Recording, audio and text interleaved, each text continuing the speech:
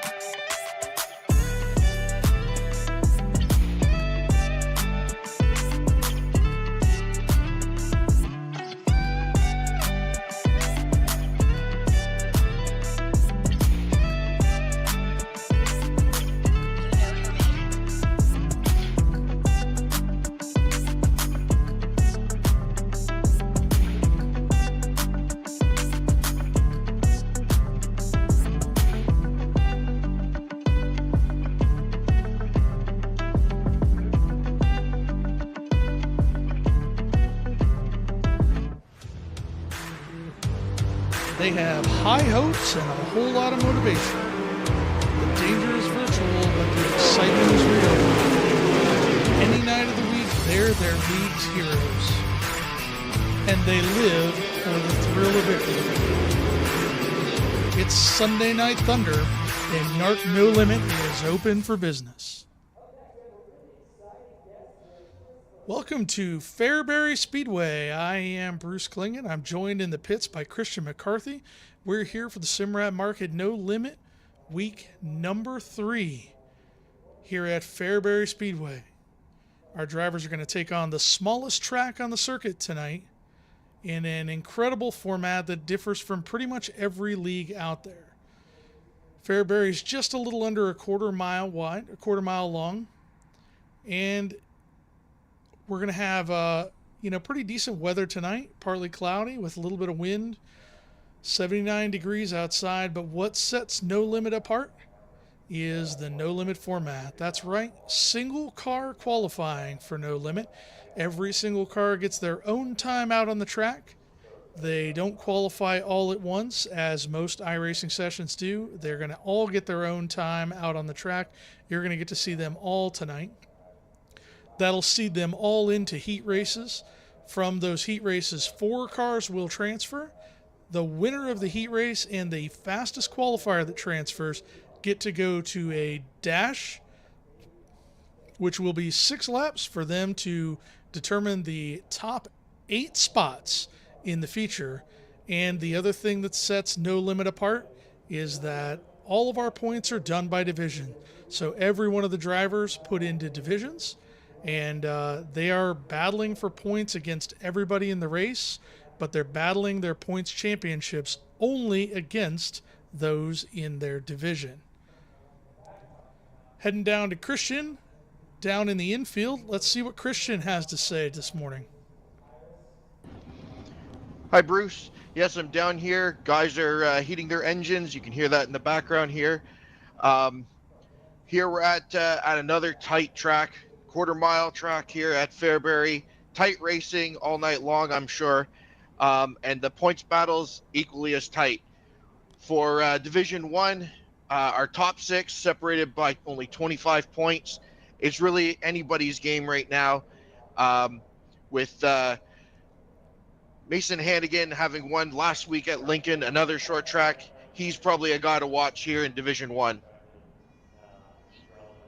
Division 2, again, tight points battle, but some interesting news going on with Chad Griggs. He's going to be replaced tonight with a replacement driver in Jesse Bandy.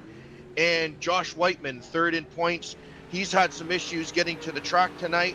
Unfortunately, their hauler has popped a tire, and they won't be with us tonight at the track.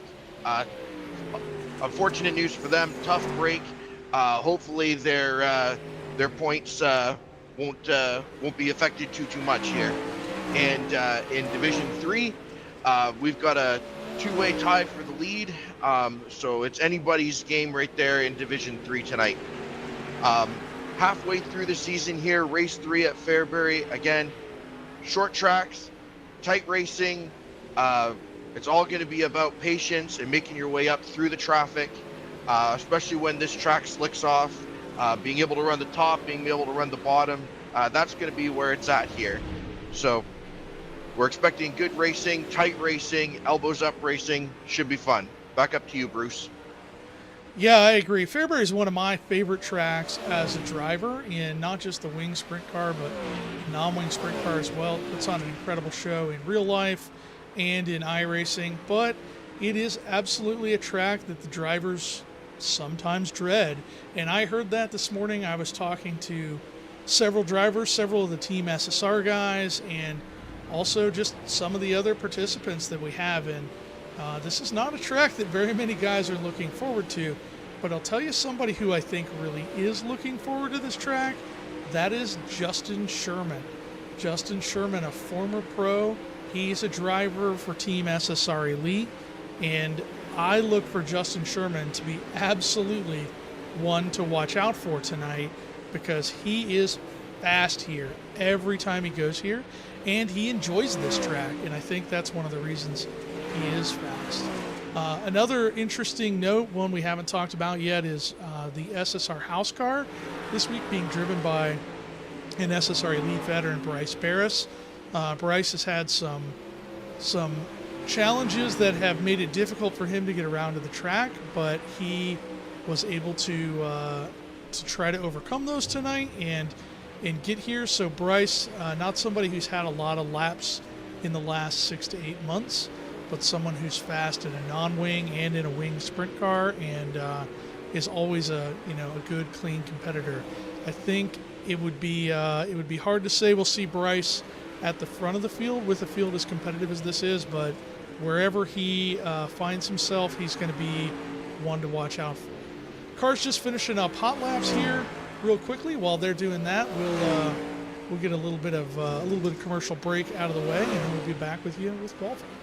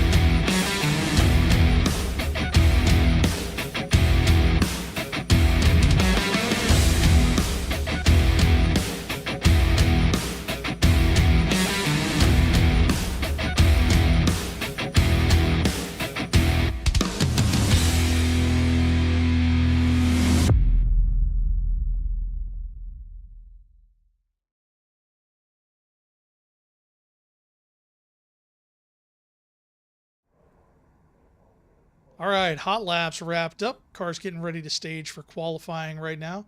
Single car qualifying, and our first qualifier of the night is going to be Larry Moody once they get him all sorted out and ready to go.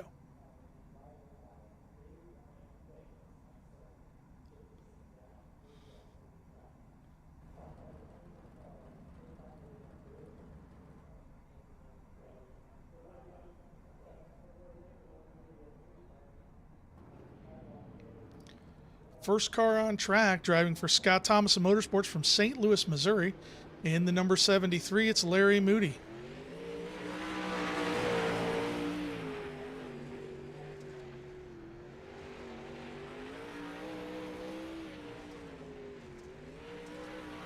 Larry kind of running right through that slick patch in 1 and 2. You can come around for lap number 1. It's going to be a 12.58, I think. No, 11.54 for lap number 1. Lap number 2 going to be a 11.28.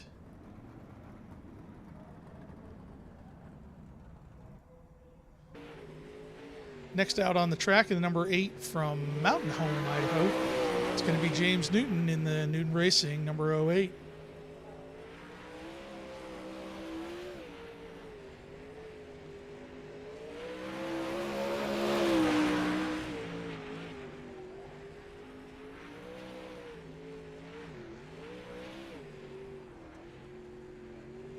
Lap number 1 for James, going to be an 11.66, good enough for second. Lap number 2 for James here, going to be 11.53, just a little bit faster, but not enough to move him up. Next up, in the number 53, funny looking 53 here this morning, but I guarantee you that really is the number 53. Team SSR Elite, or Team SSR House Car, From Atwood, Indiana, it's Bryce Barris.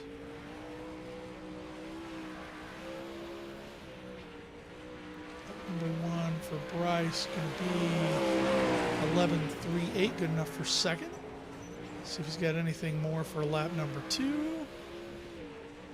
Lap number 2, gonna come in 11.32. Not good enough for the pole. Next out on track, driving the number 90 Black Diamond Motorsports from Reading, Pennsylvania, it's Trevor Royer.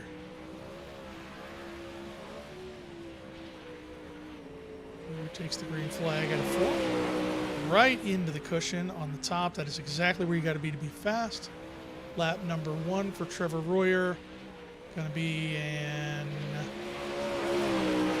11.66. That's good enough for 4th. Lap number 2 for Royer, 10.96. It's a quick time for Trevor Royer right now.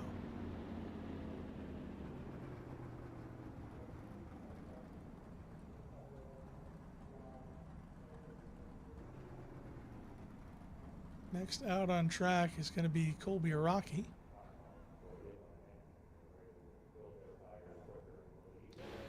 Driving the 0FX Motorsports number 30 from Clovis, California.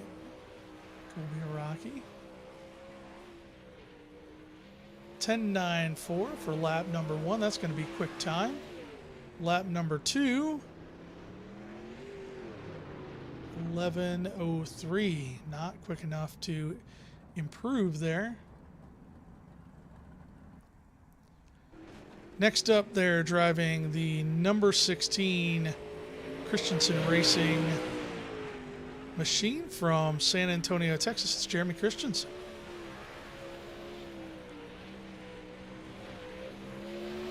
Lap number 1 for Jeremy is underway here. He's right on the cushion where I'd expect him to be. Comes around for lap number 1. It's going to be 11.30, good enough to spot him in for 4th. See if he can pick it up in lap number 2.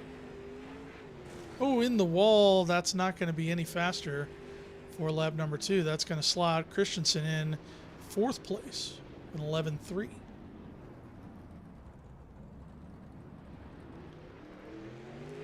Next up on track, driving the number 00Z for Team SSR Elite from Sacramento, California. It's the Mr. Showtime, Justin Sherman.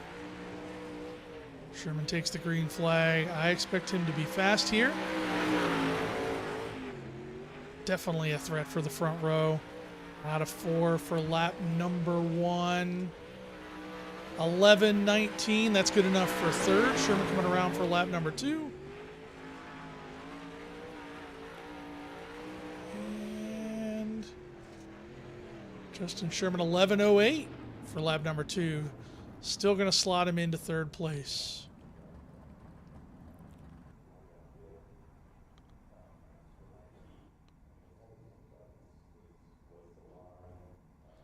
Next car out is going to be Mike Watson in the number 6 Watts Motorsports from Bella Vista, Arkansas. It's Mike Doc Watson. Lap number 1 for Mike here. Mike's been putting in the time. I've seen him in several practice sessions that SSR is hosting for the event this week. Lap number 1, 11.63. That's going to place him in for 8th. Lap number 2. No faster. It's going to put him in 8th place temporarily here. Next out on track, driving the number 18 from Jacksonville, Illinois for SSR Elite.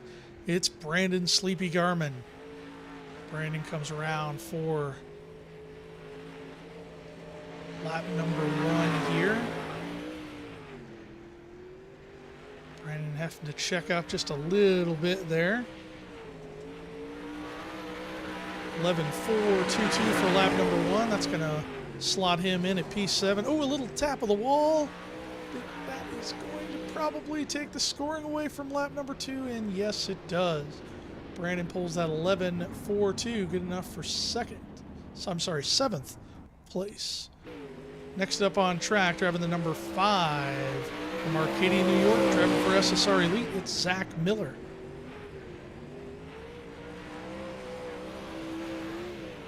Zach always good when the top of the track is in. He's not afraid to go up there and run the top. Lap number 1 for Zach. 11.277. Enough for 4th place. Coming around for lap number 2. Not gonna improve. A little bit of wall contact's gonna take that second lap away.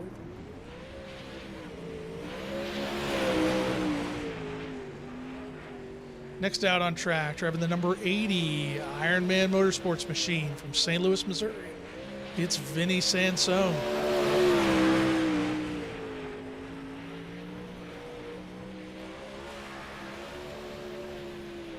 Comes around for lap number 1, 11.26. Enough for 4th.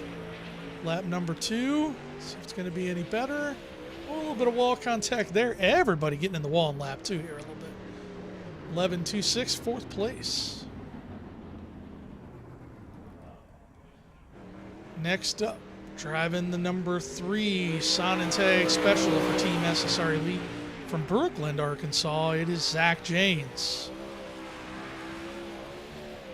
Zach definitely not afraid to risk it up top, and you could expect him to be as close to the wall as humanly possible, even if that means on the other side of it.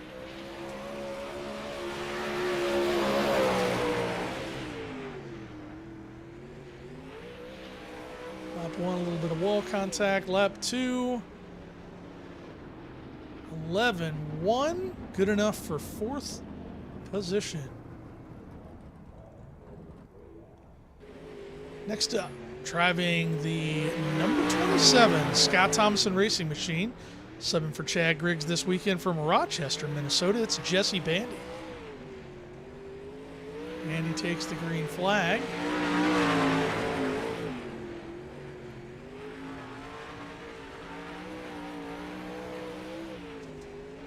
Lap number 1 looks like it's going to be 11.44, good enough for 11th place.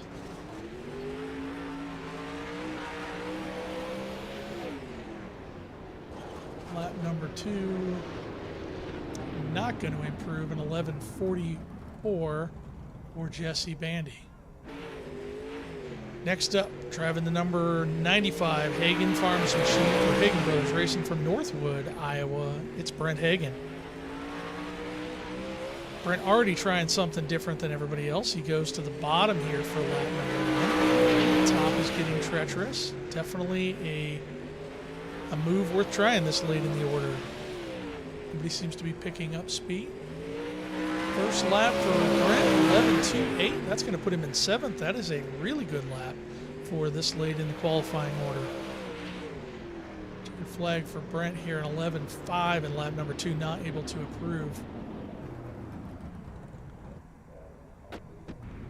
Next up, driving the number 32 Brent Marks Sim Team Racing entry from Carlisle, Pennsylvania. It's Christopher Lynn.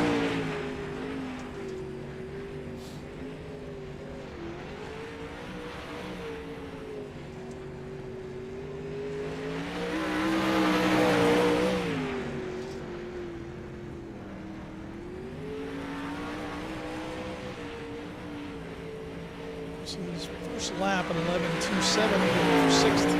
Running the top of the speedway. He's going to go down to the kind of middle here and see what he can pull off for lap number 2.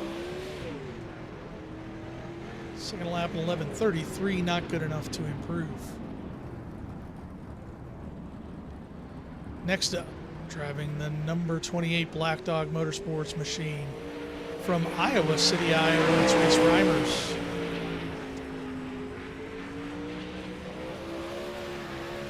Reese going right up to the top. Not quite getting all the way to the wall, though, which I think is going to scrub some speed from him. But those marbles can be useful.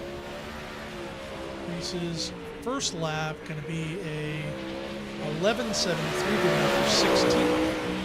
Reese's second lap, possibly better here. 11.59, good enough for 15th.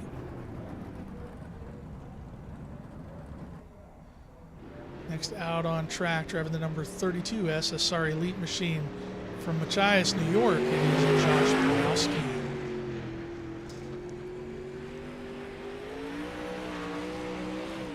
Josh seems to be going for that middle of the speedway. That car looks very tight. It does not look like it wants to enter into the corner. But smooth on both corners there. His first lap going to be an 11:53, good enough for 14th. That second lap, again, still looking smooth in 3 and 4 here. Second lap, an 11:45, picks it up a little bit, but not good enough to improve.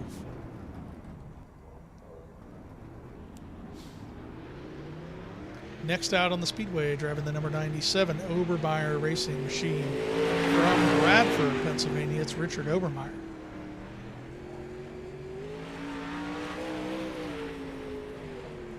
Richard going for that middle of the speedway as well. Probably a comfort move more than anything, but you can see his car still looking very tight on entry. First lap for Richard going to be an 11:49, good enough for 15th. And a little sideways in 3 and 4. Probably not going to improve here. 12:38, not enough to improve. Next out on track, driving the number 518 Inferno Motorsports entry from Duensburg, New York. This is Joseph Grandy. Joseph already up in the wall. That is not good coming to the green flag. Drives it off though. Maybe he doesn't have any damage. We'll see. He takes the green. Again, that car just looks wicked tight on entry. Just does not want to turn. He's going to go down to the middle for lap number 2. Lap number 1, 11:97. Good enough for 19th. That is Buckshot on the field at the moment. And that second lap, 11:13 for that second lap. That's going to put him in 5th position. Next up on track, driving the number 2925 Enterprises entry from Bloomington, Indiana. This is Steven Stewart. Steven kind of looking the opposite on entry here. He does not look tight at all, and that can be an advantage. Loose race cars are fast. You don't want to scrub speed off the car. Steven's first lap, 11:47 to 16th, and his second lap, 11:290. Faster. Going to spot him in 12th. And our last car out tonight from Tulsa, Oklahoma, driving the number 6 Scott Thomason Racing entry. This is Scott Thomason.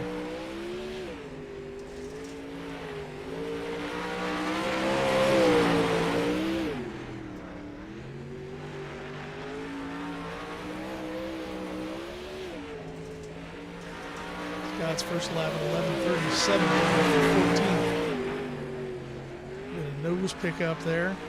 Car looks really tight on exit, but very good on entry.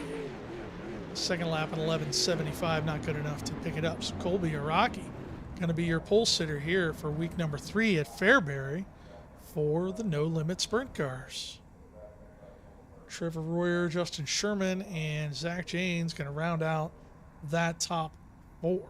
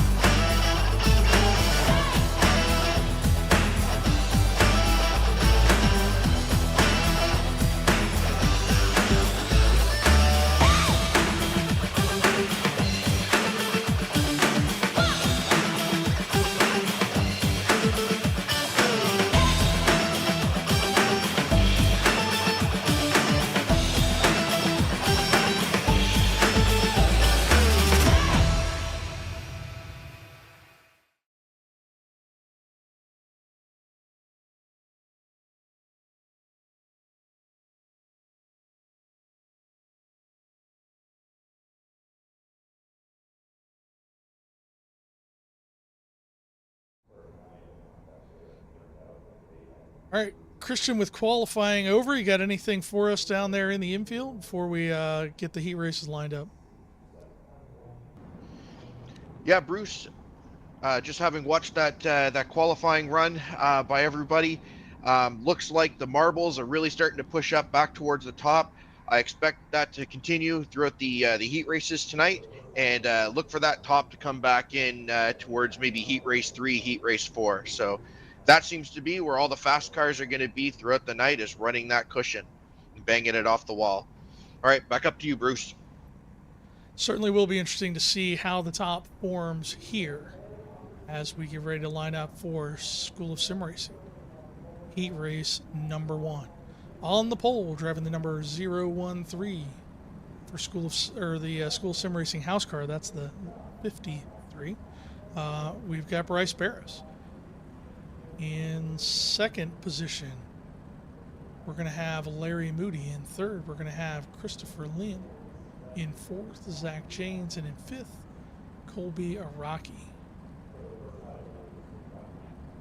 Looks like our sixth spot will be Jesse Bandy, and our seventh, James Newton. Remember, top 4 transfer.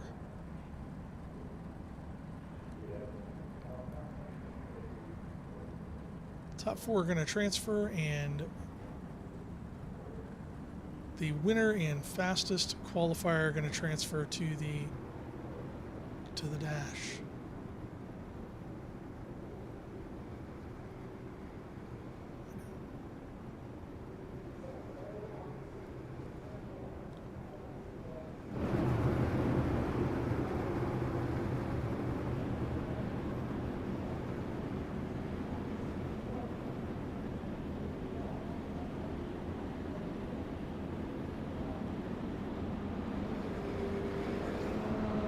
Having a little bit of problems with timing and scoring tonight. We'll keep trying to sort that out as the evening goes on. Maybe the track prep guy got a hold of our scoring wire again. Coming to the green flag, Barris, Moody, Lynn, James. Barris going to get in early. Moody's going to go right down to the bottom. Barris sticks with the top. James right in the middle. Rocky nowhere to go. Back in fourth. Jesse Bandy up to the top. Now he's going to attack Larry Moody for a little comforting position 3. But Rocky's got the bottom hole. And Moody gets pushed back all the way to 5th now. Transfers into James versus Rocky Bandy.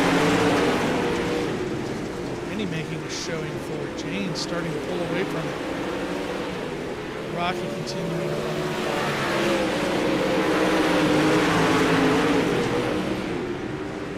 Gets the move on Barris. Now he's going to fight for Zach Janes, but Zach Janes almost a 2-second lead. He's entering the turn just as Rocky's getting into the straightaway. Larry Moody bringing the battle back to Jesse Bandy in Briggs' 27 car. Larry Moody's fighting for the transfer spot. 5 laps to go. 4 to go now. Moody making that bottom. It's a little bit loose on the exit. Rocky not closing into the James continuing to pull ahead there. This is the battle right here. Jesse Bandy on the top, Larry Moody on the bottom. They're catching up to Bryce Barris. Could they make it in 3 minutes for the transfer? 2 laps to go.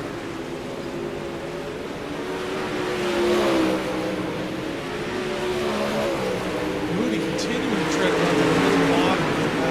Bandy now in traffic with Barris. Bandy has to go to the middle. Bandy can't make something up. They're 3 wide on the exit. Bandy has to lift. Moody and Barris. Janes is going to take the win with Rocky in second. James Barris in fourth. Jesse Bandy with a valiant effort to try to get into the transfer out of this race. That's going to take Janes and Rocky into the dash tonight.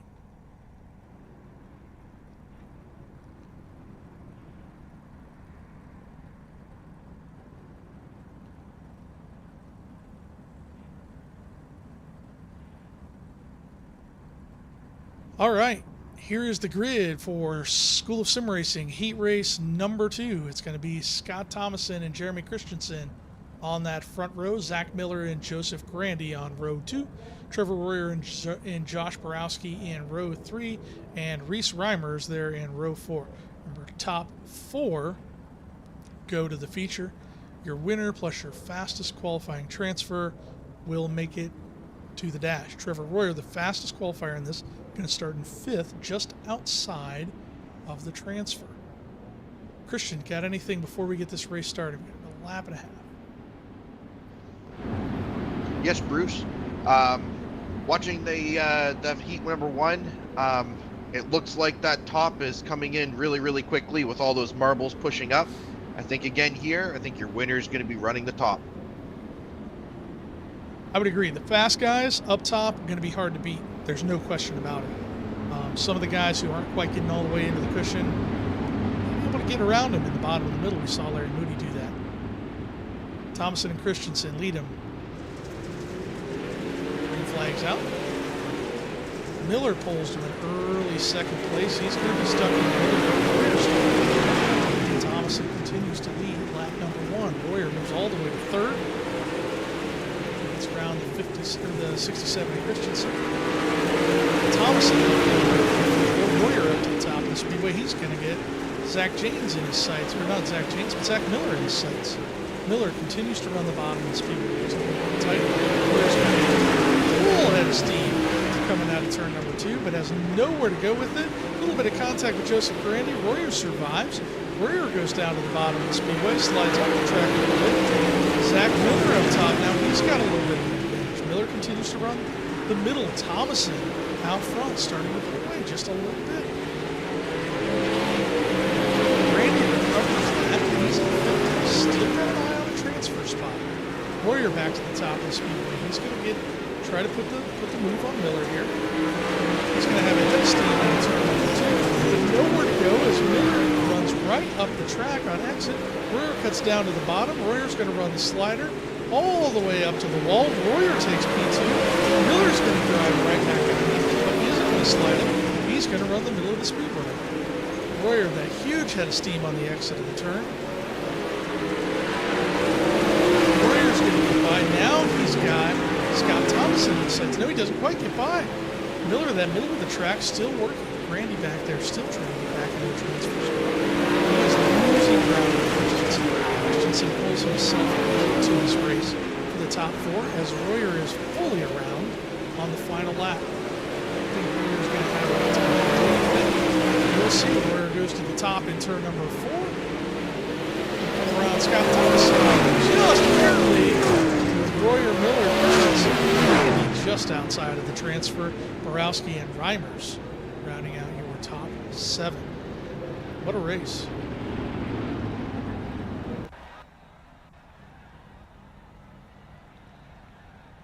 Our next heat race, School of Sim Racing heat race number 3 here. Front row is going to be Brandon Garment and Steven Stewart. Second row is going to be Brent Hagan and Vinny Sansone. Third row is going to be Justin Sherman and Richard Obermeyer. And that fourth row is going to round out with Mike Watson. Sherman, your fast qualifier in this heat race, going to start him all the way back in 5th position, just outside the transfer. Nobody's had too much of a problem getting up to a transfer spot from that fast qualifier spot. Will this be the race? Pretty stout little field up top. Brandon Garment, a really fast guy. Vinny Sansone, multi-time NARC champion, capable of winning in any car, wing, non-wing, doesn't matter, but a non-wing specialist by trade.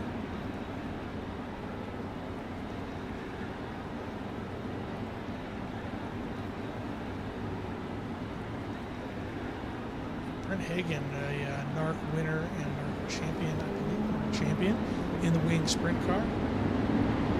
See, it's all going to be about the start. When the front row has been able to pull out to an early start, they've been hard to catch. Garmin and Stewart leading with green. The flag is out. Right foot is down. Brandon gets a good start, but in turn 1, Sherman and Sansone driving straight to the top. It is a 3-way race for the lead with Stewart and Hagan both trying to to trade both sides with Brandon Garman. Here comes Vinny Sansone on the top. He's got a huge head of steam as he exits the corners, but not a lot of room to do anything with. Garman now up to the top. Steven Stewart takes the lead. Garman now running the middle of the speedway. Vinny's got to run now. It's going to be hard to beat him on the exit here. It's going to be the fastest place at the top of the moment. Vinny's going to completely clear Brandon Garman. Stewart's got about a second lead at this point. Let's see if they can close it back down. Now we've got Sherman. Oh, and we've got Rex back in the back. Looks like Mike Watson. Got a little hold of the wall there. Stewart and Sherman still running the top. Sherman's just a little bit faster than Sansone here. Sansone moves to the middle of the track and pulls away from Sherman a bit in 3 and 4. They are not gaining with Steven Stewart. Steven Stewart continuing to increase that gap now up to 1.4 seconds with 3 laps to go.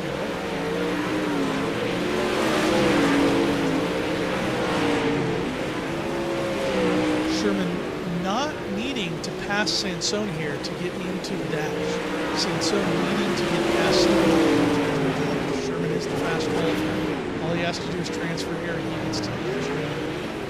Doesn't seem to have anything for Sansone. Steven Stewart going to run the bottom in 3 and 4. He's going to come around and take a check. Stewart, Sansone, Hagen, transfers. Richard Obermeyer going to come in 5th, and Garman and Watson both not making all of the laps here. Race, it's interesting to see the top of the track be very fast for some and not fast for others, and that's a really good example of where the track just doesn't wear in the same for everybody. So before we get on to the consolation race, let's learn a little bit about Stagger with Christian McCarthy in the SSR Tech Tips.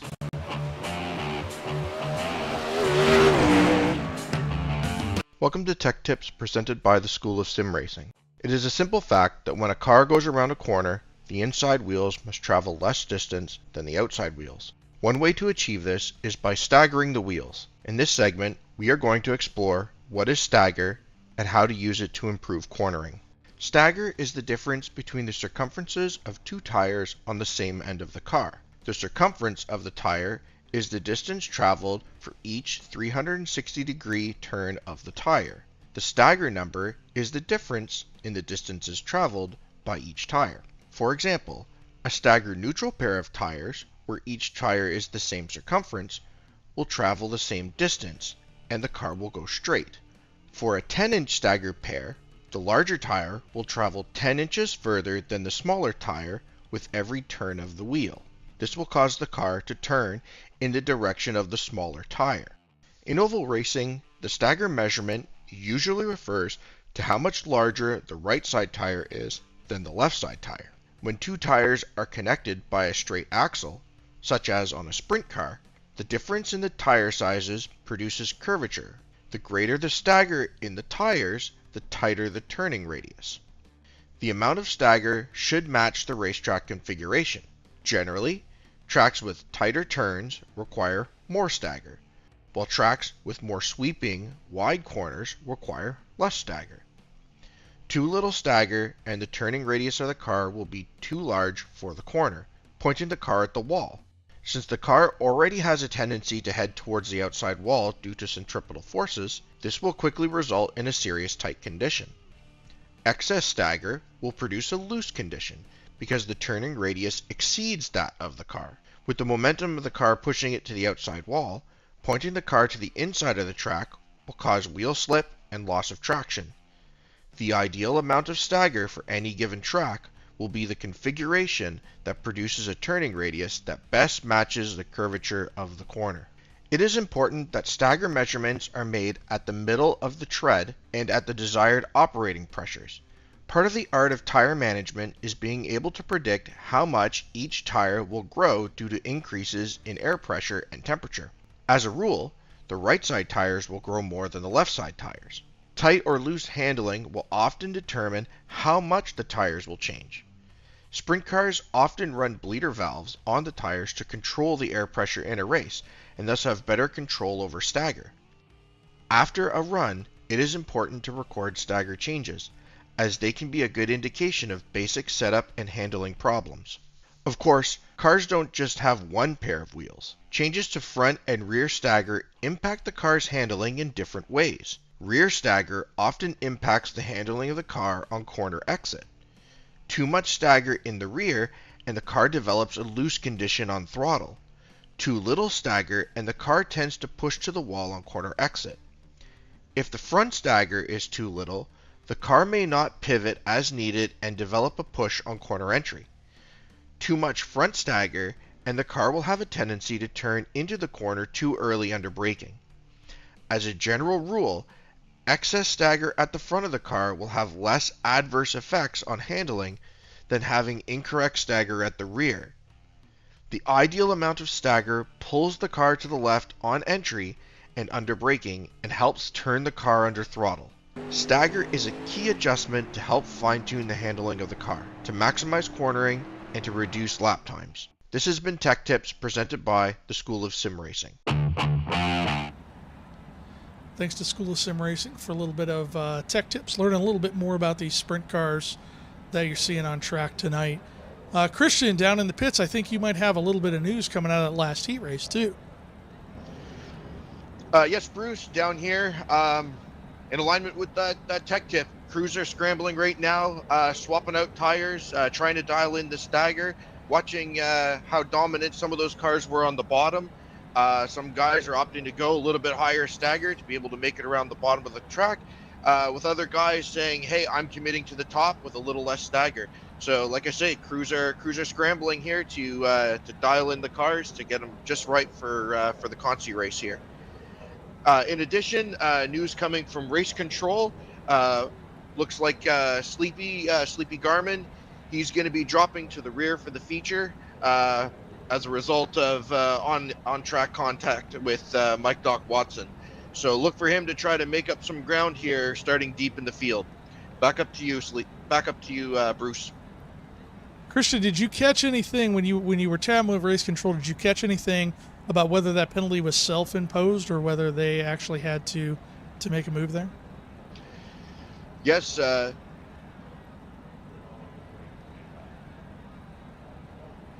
Yes, Bruce. It sounds like that was self-imposed penalty. Being a nice guy and taking me a while here. Cool. Good to know. All right. We're getting ready to line up the Consolation race.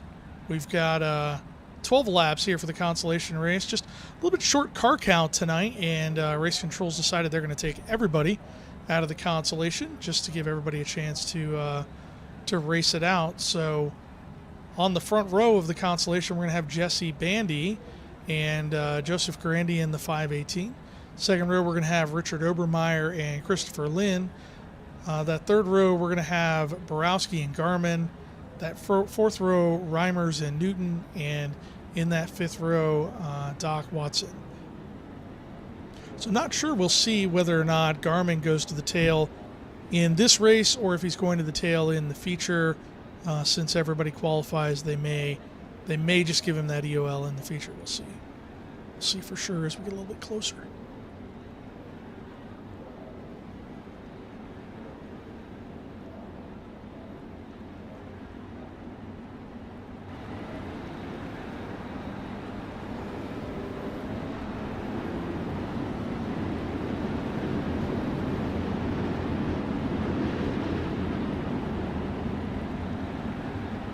Coming to the green, Jesse Bandy and Joseph Grandi. Bandy absolutely plays Grandi on the start there. It's out to an early lead, but Grandi's going to come right back underneath it and going into turn number 2. Grandi's going to make a move for the lead here. Joseph Grandi is going to lead lap 1 despite getting snookered on that initial start. Further in the field, Watson is moving up the field. Borowski running the bottom. He's going to actually get past Reimers here, it looks like. Ooh, Watson and Borowski make contact. Holy cow. Both of them keep on go, but a huge hit for Josh Borowski. He's moved all the way back to 8th place. He was all the way up in 5th when that contact happened.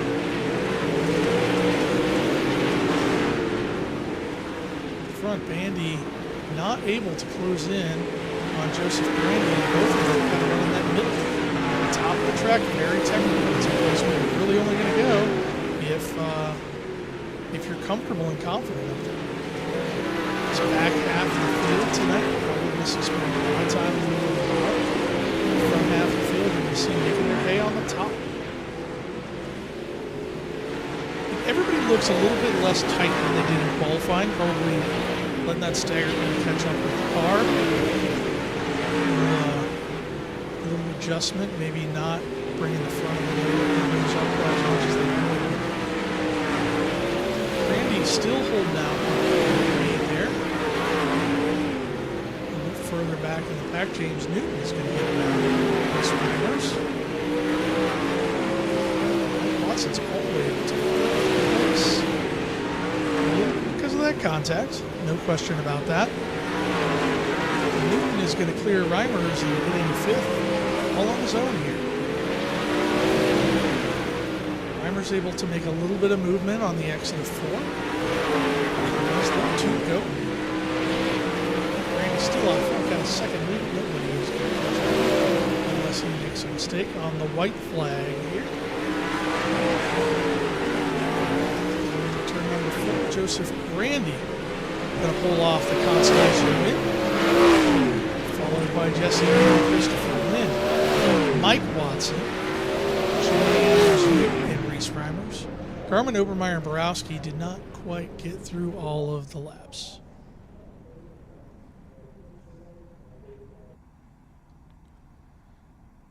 All right, next up is going to be the Devin Main's Design Dash, and I think Christian, you're down there with the drivers getting ready to do the dash draw. What do we have down there today?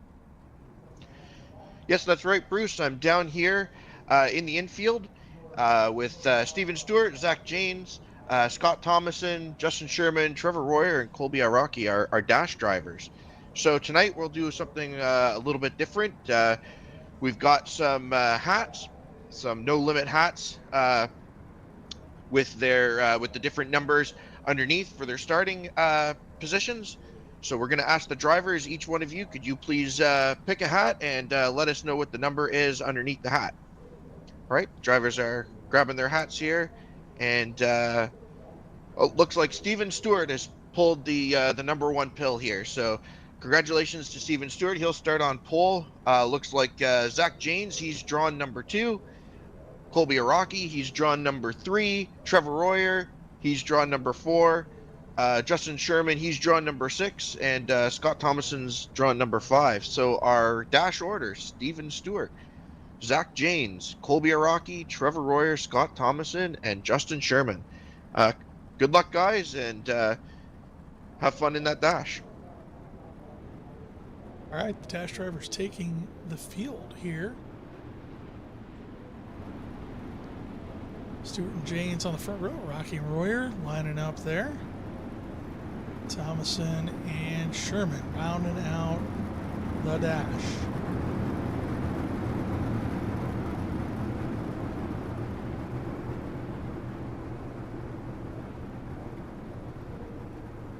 We have one more pace lap here for them to put everything in order, and then we're going to get going.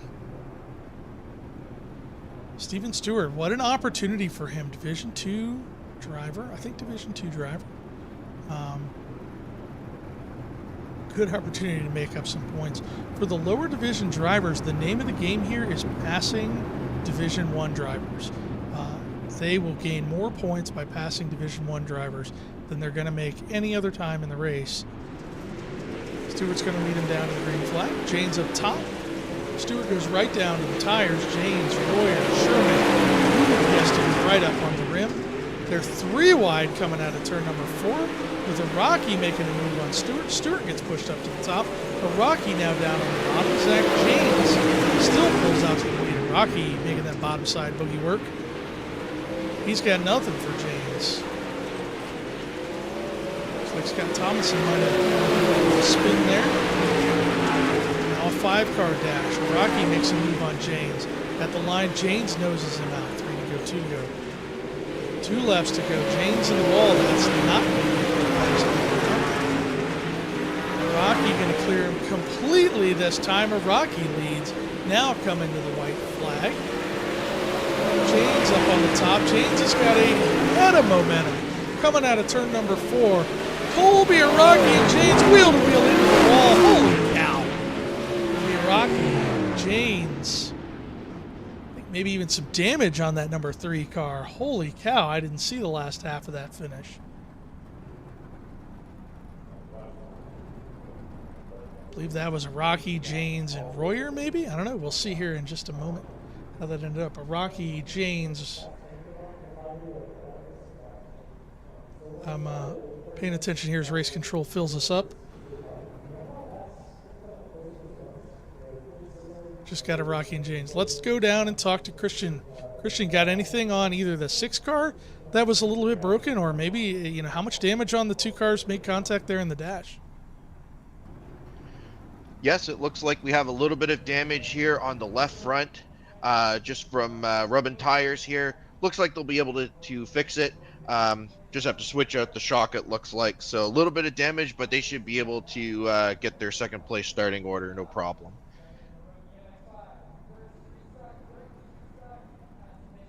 Awesome. So it looks like it's going to be a Rocky, Janes, Stewart, Royer, Sherman, then Thomason. Sherman, a little bit of a surprise there, not able to make that top work and get up a little bit higher in the dash. So let's see. Let's learn a little bit about Simrat Market here.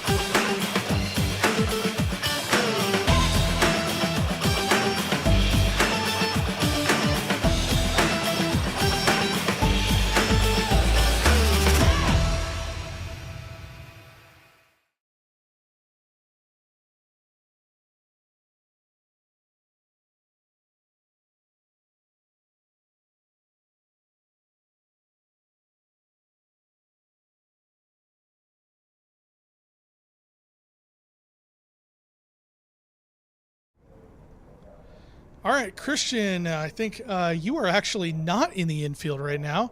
I believe you have made your way all the way out of the pits and up to race control. Do you have somebody to talk to up in race control this afternoon? Yes, Bruce, I'm a little out of breath up here, but I'm up in race control with race director Ted York. Ted, what do you think so far of the racing, and how's the track holding up? Racing's been really great. I'm really surprised at how well the bottom's holding up so far. But guys like Trevor Ryer, they're real.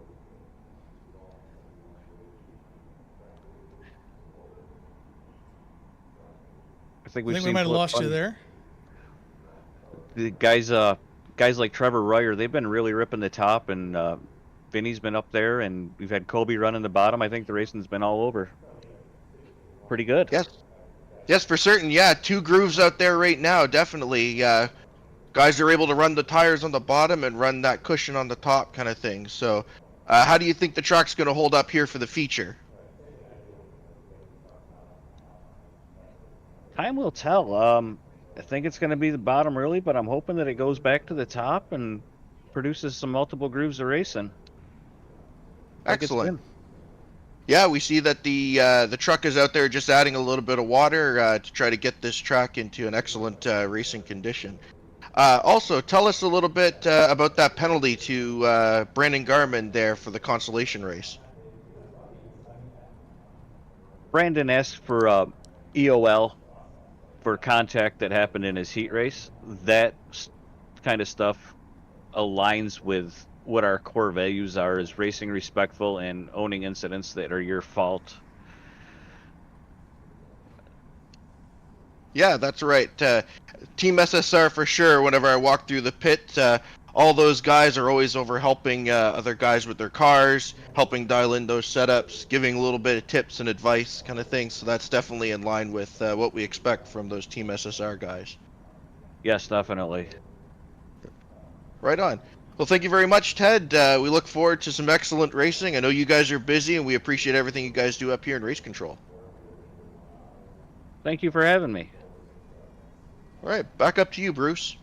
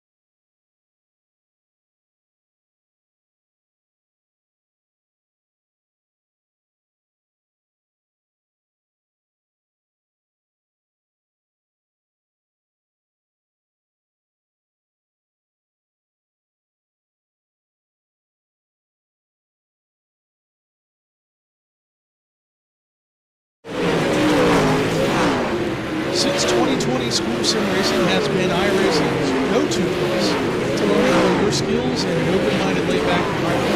Paid services like our Inside Training driver subs and tip videos for official races each week, and masterclass-style training offerings that prepare drivers to earn their iRacing Pro license, or our community center training opportunities that happen for free in our Discord community every day. Drivers have found SSR to be one of the most valuable resources on the service. Start ordering today at www.schoolofsimracing.net to become an insider and join SSR's Discord to become the best on track you can be. National Auto Racing Club is the go-to league in iRacing for dirt, asphalt, and dirt oval. With thousands of league races under our belt, NARC has become the standard across dirt in simulator. Run by former and current drivers, crew members, and officials, NARC's focus is on mutual respect, clean racing, and having a good time on track. Drivers enjoy clean and intense racing, where they're able to drive hard and grow on track without having to worry about pervasive voice chats or messages. NARC drivers recognize that mistakes are going to be made and own up when they make those mistakes. But most importantly, they realize that racing isn't always going to turn out the way you want it. Join NARC today at www.narcleague.net and start writing your pages in the NARC record book.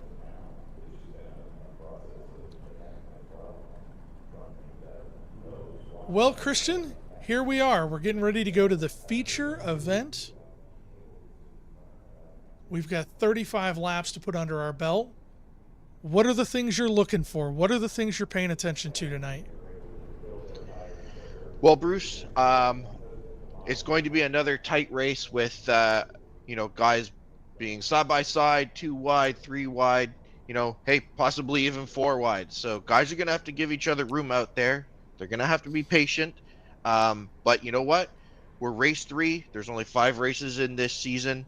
Guys are going to have to go. So they're going to have to throw some aggressive sliders. They're going to have to throw some aggressive moves, maybe a little bit of blocking. But guys are going to have to go. Laps here are going to click off really quickly. And, it's going to be elbows up racing out there for sure. I agree. Laps go by really fast here at Fairbury. I'll be interesting to see how the cautions play out. This is a track where sometimes cautions breed cautions, and there's just nothing you can do about it. Once they get started, they're really hard to break. No Limit does double file restarts, so that makes things even harder once the caution flag starts to come out. That's for sure. And I think it's also going to come down to having a car that can move around. I think the fast guys are going to be on the top, but if you're going to want to make moves, you're going to have to move around and see where that grip goes. Yeah, that's for sure. Well, our no limit feature is getting ready to take off, and that means we've got an opportunity to hopefully see the lineup here. Starting, I do not believe that lineup is correct, so I will go about this a little different way for everybody. Still trying to figure out some of the scoring quirks with running a very unique scoring system. So here we go. Starting in 21st, we're going to have Brandon Garman in the number 18 SSR. In 20th, we're going to have Richard Obermeyer in the number 96. In 19th, we're going to have Josh Borowski in the number 32. 18th, Reese Reimers. 17th, James Newton. 16th, Mike Watson. 15th, Chris Lynn. 14th, Jesse Bandy. 13th, Joseph Grandy. 12th, Brent Hagan. 11th, Jeremy Christensen. 10th, Bryce Barris. 9th, Vinny Sansone. 8th, Zachary Miller. 7th, Larry Moody. In 6th, Scott Thomason. 5th, Justin Sherman. 4th, Trevor Royer.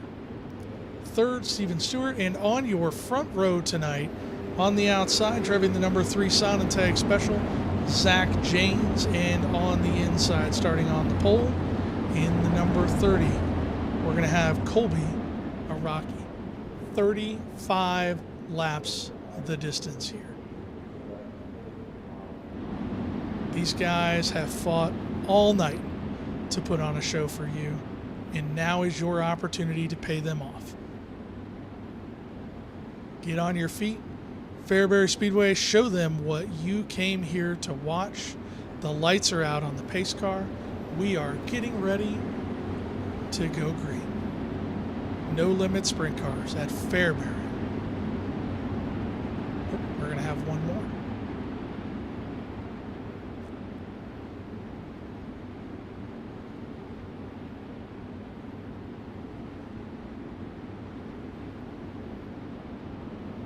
Royer and Stewart.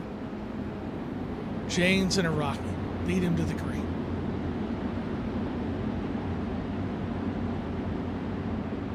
Let's light this candle. Hammers down, James and Royer and Sherman straight to the top. No question about that. That's exactly where I expected him. Araki said it a little bit differently. He's running the bottom. He knew where he was going to go. That's where he was in the dash. That's where he's going to stay right now. He is right on those tires. He's even reverse banking here at Fairbury on the exit of the corner. James tags the wall a little bit, but he's got huge momentum on the exit of the corner. If he can keep that car in one piece, it's going to be fast up there, but right now he is holding up Royer. The yellow flag is out.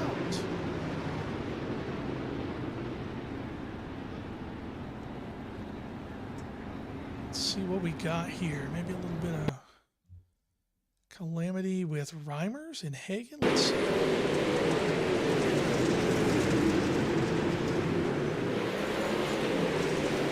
Oh, no, it might have been Jesse Bandy. Let's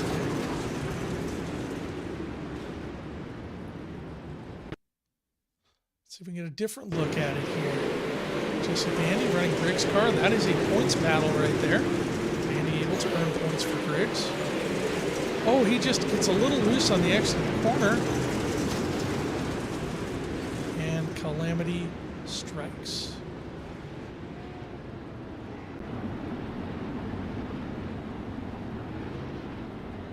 Araki and James up front. Royer, then Sherman, Stewart.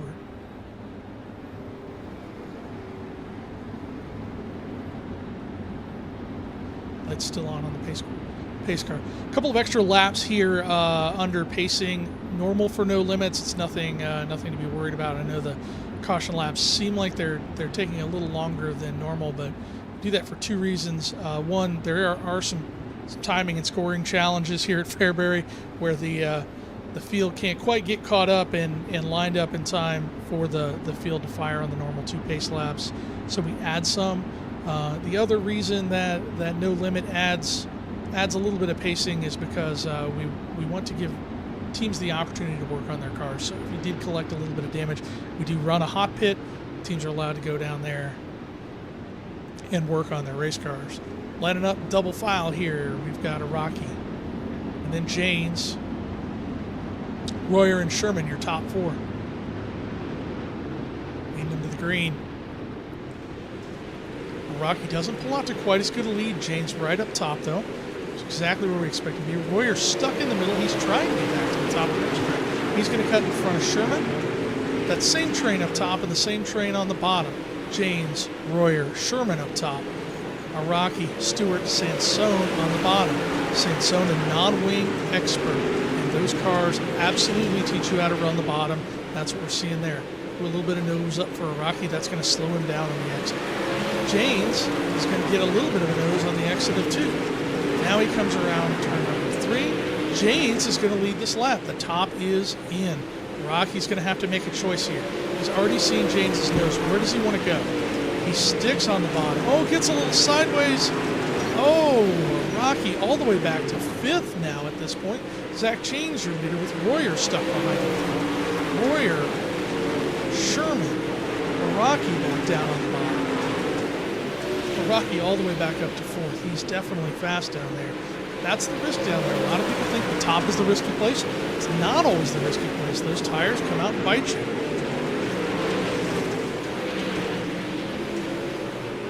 James, Royer, Sherman.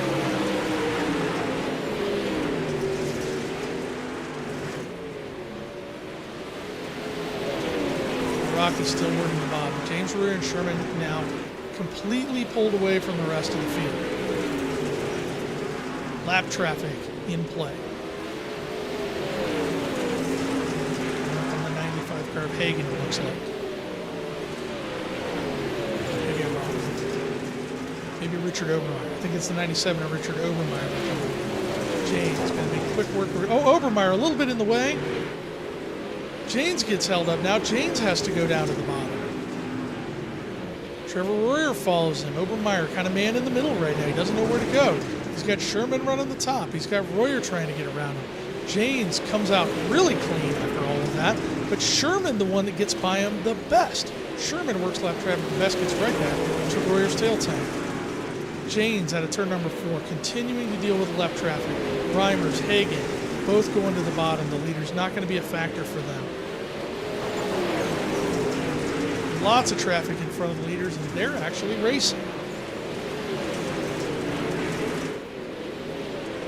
Borowski, Watson, Steven Stewart. Steven Stewart must have gotten caught up, or that's not Steven Stewart, that's Jesse Bandy in the 27 car, sorry. They're all racing side by side. Yellow flag is out. Just when the lap traffic was starting to get thick. Looks like that might have been Zach Miller involved in that. Not entirely sure. Let's see.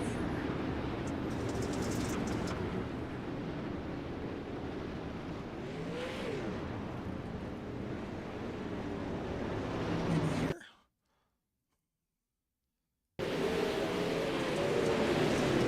Miller running the top here. He was in like 5th place, 6th place at the moment. Oh, and Obermeyer just gets a little bit loose on corner entry, and Miller nowhere to go. And then, unfortunately, as the cars are coming to a stop, he just can't catch a break there. Tough luck for Zach Miller. I know this is the kind of track that he excels at. That top of the racetrack is really good for him, and he's not going to finish out the night here tonight. Christian, anything down in the pits you're noticing? Yes, Bruce, heavy damage on the Miller car. Team SSR here working really hard, but this car, I think, is done for the night. In the previous incident, Jeremy Christensen, he got the worst of that incident, and he's also out for the night. So a lot of work going on here in the pits. I see Reese Reimers in here, Brent Hagen. So guys just getting caught up in some of these incidents with such a small track, not a whole lot of place to go when something happens in front of you. Yeah, that's the thing about Fairbury, man. There is just no room for a mistake. And when you are a lapped car and that car is not feeling good and you are just hanging on for dear life, it feels like there is nowhere to go. But here we go, Zach Janes, Trevor Royer, Justin Sherman, Colby Rocky in fourth now. Can Colby take advantage of this caution to catch back up to the leaders? Rocky right to Sherman's tail tank, cuts down underneath it. He's going to make a run on Sherman down at the bottom. Janes is now working the bottom of the racetrack, and Royer's going to sneak a nose past him. Top of the racetrack getting really tricky. I would call it dangerous, if anything. 17 laps to go, 16 as we cross the line here. Rocky making the bottom of the racetrack really work. Janes all the way back up to the top again. James Sansone, Joseph Grandy. Joseph Grandy making a run. I believe he came through the Consolation.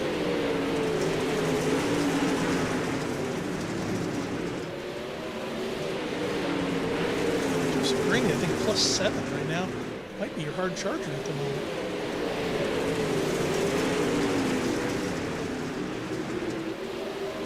Royer and Rocky starting to put a battle there.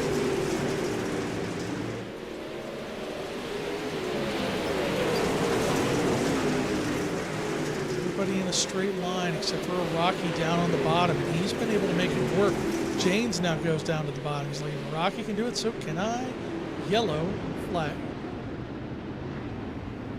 Maybe for Scott Thomason. Let's see if we can get a look at what happened here.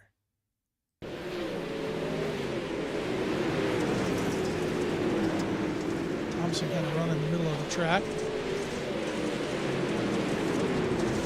Oh, wow, just got a little loose on corner entry, just overdrove the corner a little bit. Was able to recover, no damage on that car. Another story to watch, I think it is Mike Watson, James Newton, I believe, is all the way up to last time I looked, 11th maybe, 11th or 12th, and I think he started near 20th, towards the back of the field. So a really good run for him. Really good runs for James Newton here. I realize the camera operator hasn't found James Newton, but really good run for him nonetheless. There's James Newton. Driving that bad boy buggy paint scheme.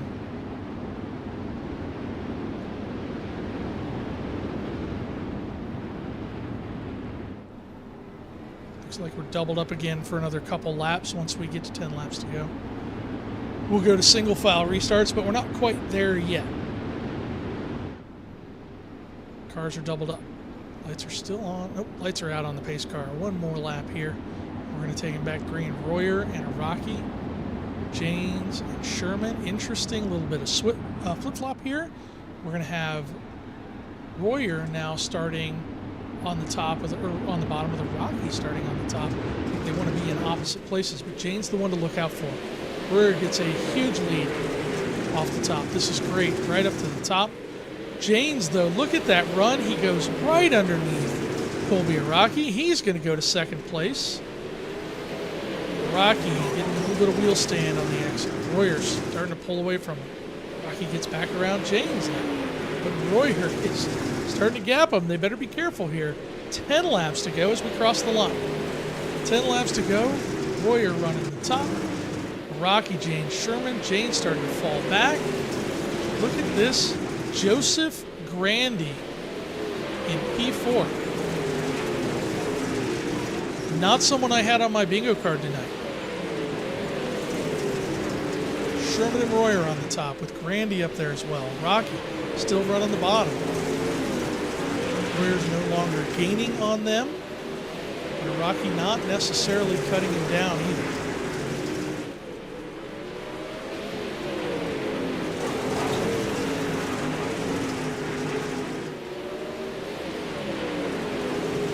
Stable field right now. Nobody moving around.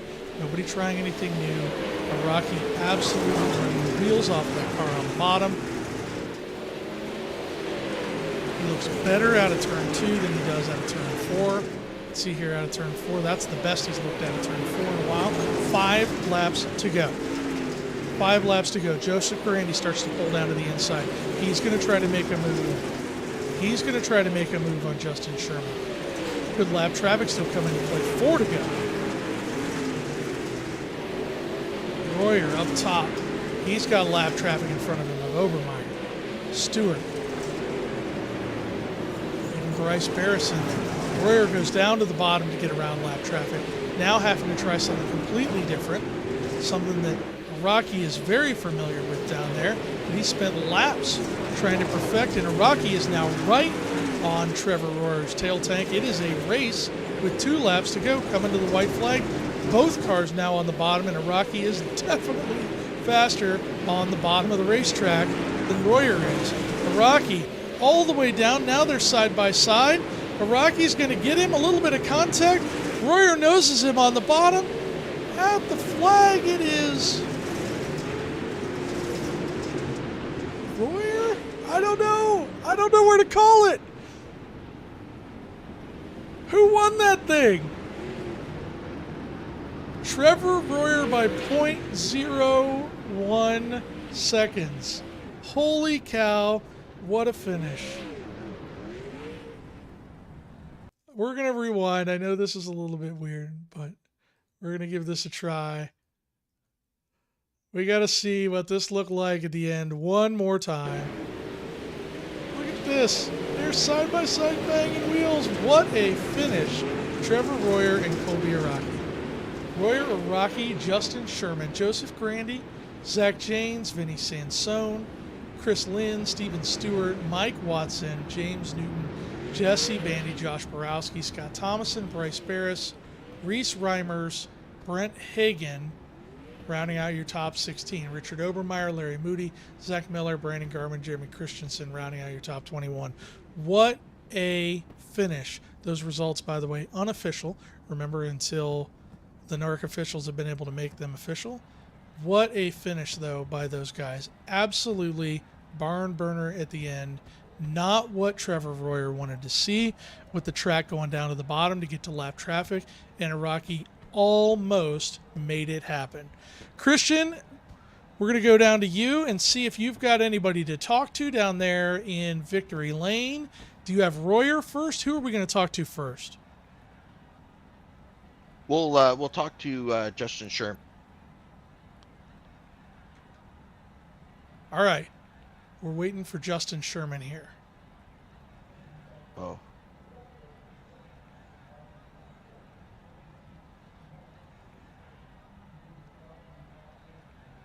All right, I've got Justin Sherman here, P3. Justin, man, you had the best seat in the house to see that finish. Tell me a little bit about your race. Certainly, that was a hell of a battle. I had a tough race. It was, the track slicked off way faster than I thought, so felt like every lap I was clicking my wing back. But I wasn't gonna go to the bottom because I never set it for the bottom, and I feel like I always throw it away when I go down there. So I stuck to the top, and it did fine. I was really excited to see lap traffic, and I thought I was gonna get around them, but then we had the yellow, and then we just kind of had to focus up and see what we can do. And then they were racing hard up there, so I was like, well, maybe they'll screw up or whatever. And they didn't, but I'll take a third any day. Yeah, definitely those cautions bunched the field back up, and that lap traffic, that was the X factor here at Fairbury. Yeah, absolutely. And them in clean air versus me in clean air, I know they were just a little bit faster than I was. So that was all I was kind of hoping for. But you gotta do what you gotta do to win. And cars didn't play in my favor, but that's how it goes in racing.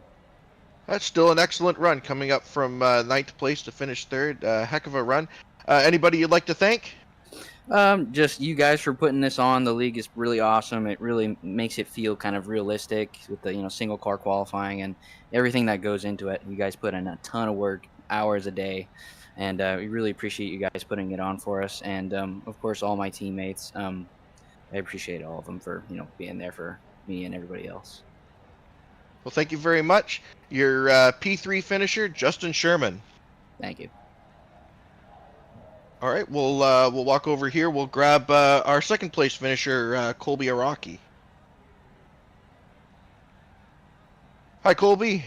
How's it going? Well, heck of a heartbreaker there at the end, just to miss out by a matter of inches, 0.15 seconds. Heck of a finish. Um, could you have done any more than that to try to get by Royer? Honestly, I think that the lap traffic coming in, I think played a huge benefit in my favor. Um, they were kind of running in the middle, so Trevor was trying to look like toward the end was kind of trying to cut his exit down into the middle to get off that top. But once he went down to the bottom, I was like, okay, I think I'm better. But I just don't think that there was really much I could do. I set up for the bottom, and car came in a little bit too late, to be honest.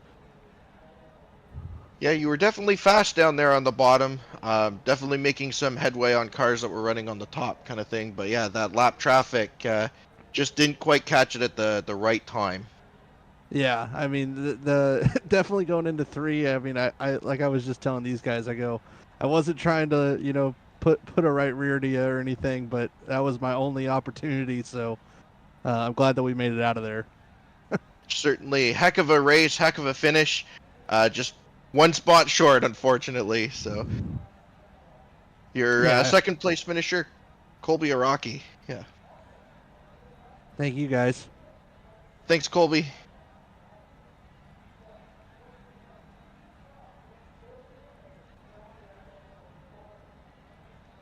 All right, I'm here now with your winner, Trevor Royer.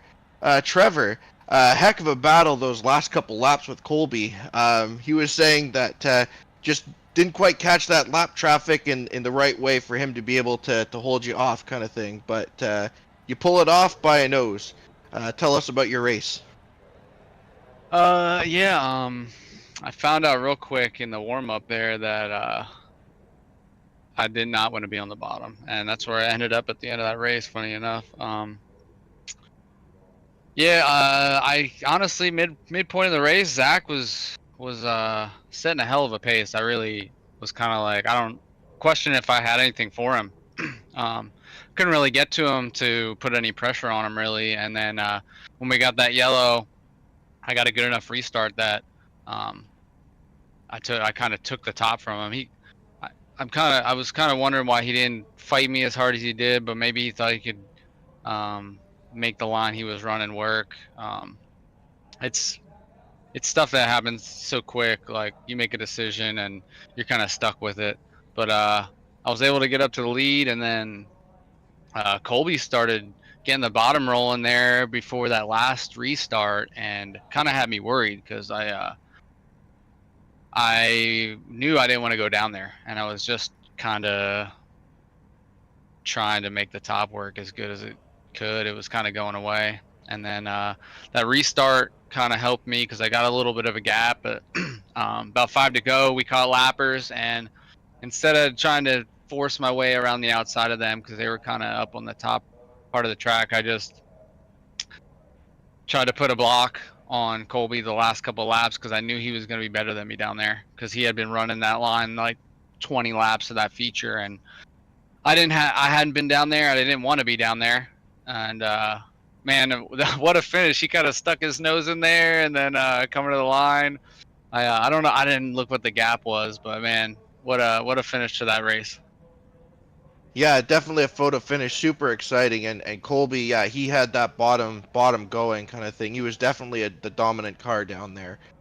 But yeah, you pull it off. The gap 0.15 seconds, so it was it was heck of a close race, just a matter of inches kind of thing. So Yeah, that was yeah, for sure.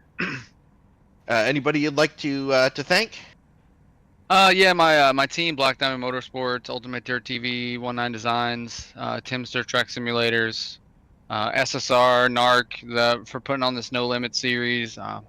You guys for putting on the broadcast every week. Can't wait to go back and watch, especially the awesome finish we had there. And congrats to Colby on second place. Awesome race with those guys up front. Very clean, very respectful, and can't wait for the next one. Yeah, certainly. This is definitely going to make the highlight reel for sure.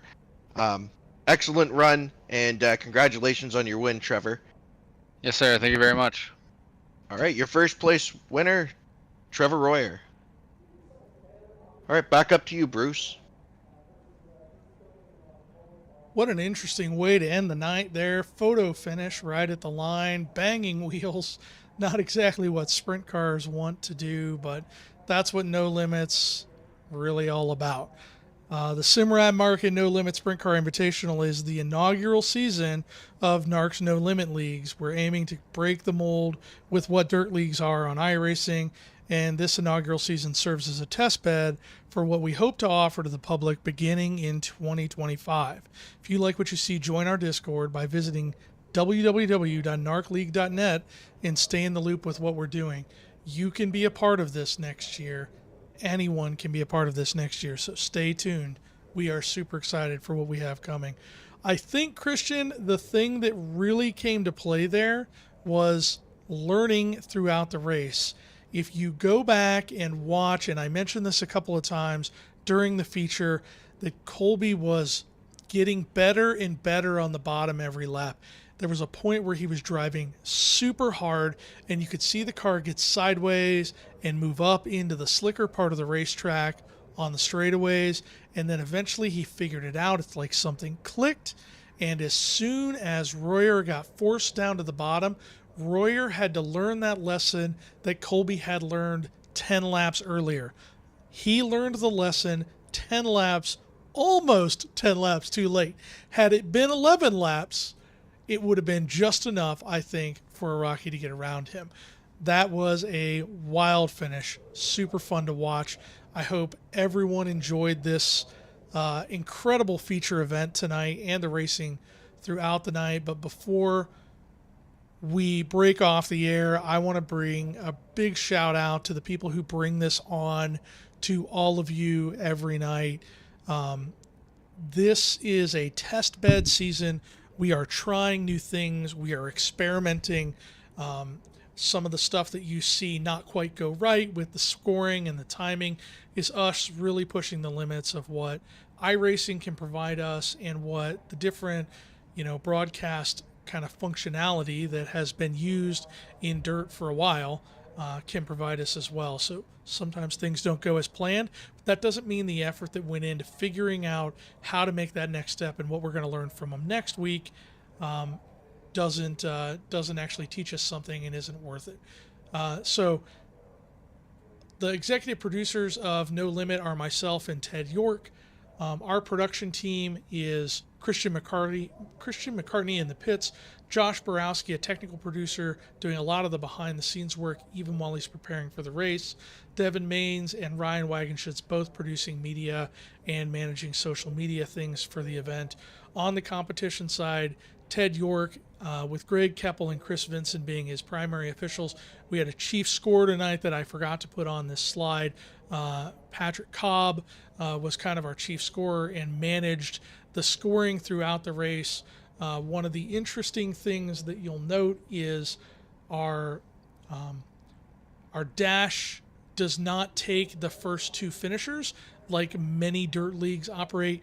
We not only take the first finisher, but we take the fastest qualifier to advance. And because of that, it really discombobulates the lineup, the race lineup for the feature.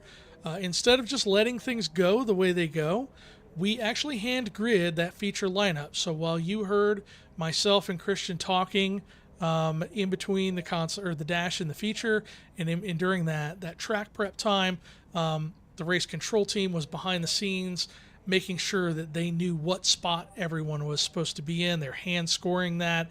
And then once the field was rolling and we were reading off that lineup, the race control team is actually moving each of those cars into the right spots. We're not following any automatic gridding in that process. So it is a very hands-on process, but it is also a very realistic process.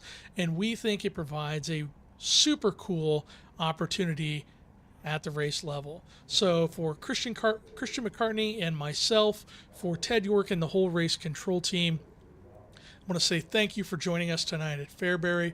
We will be back in a handful of weeks. We have a holiday break in front of us, so our next race is going to be on December 1st at Lernerville. keep an eye out on our social media. We'll announce we have a very special house car driver for that race coming up that we are super excited about and has been an integral part of school sim racing in the past. And we think you'll be excited about the celebrity driver we have for the house car in that race. So we're going to take a long break to debrief. We'll be back on 12/1 after our families have eaten tons of turkey and enjoyed a nice holiday together, and we will wrap up our last two races, 12/1 at Lernerville and 12/5 at Eldora. And at that point, we'll be able to crown those 10 no limit founders drivers, which is what they're all racing for each and every week. So for Christian McCartney and myself here in the broadcast, and Ted York and all the competition team, thank you for watching tonight. We hope you enjoyed this, and we will see you at the beginning of December.